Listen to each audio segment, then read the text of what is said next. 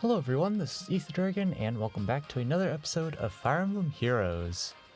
So we're doing Arena again, Sunk Cost Fallacy, we're trying to stay in Tier 21 again, and this scouting score gives us an idea of how ridiculous it is. We're going to be going for, I think it's 3,860 or something. We're going for all 760s, so I've been fishing in Arena Assault to check, and there are multiple 760 teams that I do get matched up with, so it's feasible. It's just going to take a while unless we get lucky with the matchmaker, so we'll be back when the first match shows up, and I guess you can kind of use the stamina bar to keep track of how long it takes me to fish each match. Alright, first one's kind of quick. This is a new 760 team, but this doesn't look like it'll be too difficult. Definitely looks very straightforward to win. No movement shenanigans, there's Bold Fighter and Chill Speed, which Legendary Zera always creeps for us, so that's fantastic. Just gonna start out by... I probably should have Dance Crom there and broke that extra block, but Legault's just gonna stay in place like so that's fine. We can do this now, and of course we can just go ahead and bait here, because Legendary Tiki is no match for the likes of Sheena. They'll just be rallying for the rest of their lives at this rate. And I think we can just aggro. Actually, I don't think we can quite one-shot Legault, unfortunately. 70, 74. Yeah, we're not. Do we double though? We barely double, so that's our option here. Alright. If we didn't double, of course we also could have just baited with Sheena again, because Sheena's too fast. This is a Bold Fighter Tiki, but do we care? Not really. Not gonna do enough damage to spook me. So we just hit end turn here, and we naturally double, especially thanks to bonus stats. So pretty easy first match here, as long as... There's a bit of lag because I'm uploading a video to YouTube right now, so some of my bandwidth's getting eaten up by that, but we'll be back. Alright, the next one, I believe this is the hardest of the 760s I have to deal with, but even so I think it'll be fine, mostly because of this Emblem here. But he doesn't have distant counter, but it was on a map where it was a little tricky, but we should just be able to let Sheena potato against Hector, so we can just murder everyone else. So we'll just make our shifts and just get started here. Of course the armor march is going to be annoying, but we should be okay here. We're gonna go ahead and do this. This will force some rallies, so in particular we get Alm to stay back, while Ephraim just marches forward and gets himself murdered under Panic Ploy. So we get that kill. Now we gotta start shifting Sheena up here so we can pick this up, but as long as Legendary Zera exists here, we can just potato as well.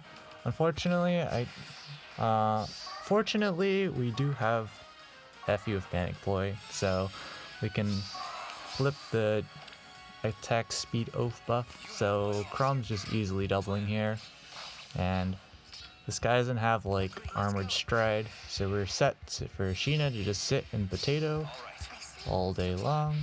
We'll just get in position here to just hit end turn. And this is threat and attack speed, so we probably do want to, just for convenience, attack into him. But because he has Gale Force, since he's doing 0 damage, he's just going to murder himself into Sheena, so easy match 2. So far pretty lucky with the matchmaker. But yeah, the main reason why we're going all 760s, I don't think it's necessary, but it's just like, if you're gonna go for a lot of 760s, you might as well just go all the way. So we'll be back. Alright, I think this is one of the easier ones. Yeah. So in particular we can do things like have Sheena player phase Julia, But, and of course there's the opposing Sheena and Tiki, which are easy feeds for Sheena in general. Julia against Chrom, it's a bit non-trivial in a sense, but with Panic Ploy we can definitely cheese our way. So we just Panic Ploy here, just max debuffer, and there we go. And because there's no Armored Stride, we can just immediately dance and pick up this kill, unpunished, and we can force a rally, of course, to get maximum debuffs. And there's no Armor March here, so we can just go ahead and do this, hit end turn, start marching up Effie. So yeah, this team, super fortunate to have a core like this, because it definitely does make things a lot easier. Although this matchup's a little interesting. I think Chrom can do it though. So we'll just do that to save time.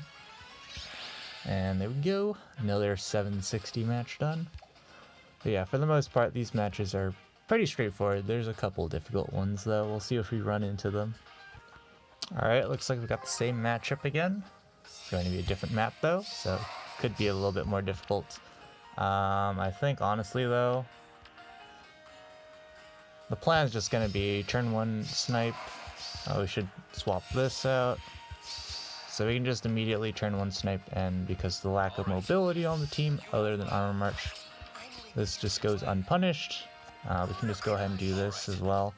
Although, in a more ideal scenario, we actually keep the Panic Ploy on the other side, but it's fine. Not too big of a deal. Let's go ahead and do this. Should see the Harsh Command incoming again, or not.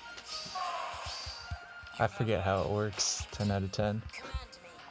We can just attack directly into Tiki, don't care. Man, that was a huge lag spike. My bandwidth, man. Oh gosh. And at this point we just hit end turn again, just add the extra ally support for one more attack. Not that it matters. And pretty straightforward again. So hopefully we'll be done in just one more match here. Alright, this is TK's team. I think this is... I can't remember if TK's team is difficult. I think it is, yeah. So, in particular, of course, we really can only feed the legendary Julia kill to Ashina, which is, I guess, the biggest problem. These guys are all cakewalk for Chrom 1v1, so it's just a matter of ground orders memes, pretty much.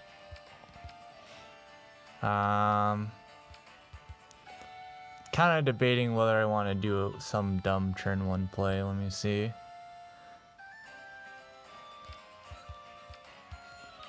I would like to be able to do that, but